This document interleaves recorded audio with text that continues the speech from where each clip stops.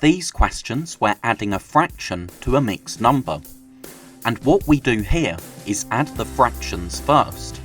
So we can see that our fractions in this question have a common denominator of 12, so when we're adding fractions, the denominator stays the same in our answer, and we add the numerator.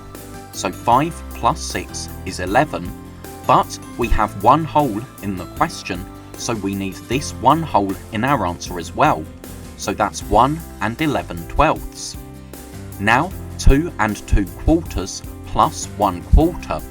So we have a common denominator of 4, 2 plus 1 is 3, and then we need the 2 wholes that were in our question. So that's 2 and 3 quarters. Now 2 and 1/7 plus 4/7. So our common denominator is 7, so we keep the denominator the same in our answer. 1 plus 4 is 5, and then because we have 2 wholes in the question, we still have those 2 wholes in our answer, so that's 2 and 5/7. Thank you so much for watching. I really hope that was helpful.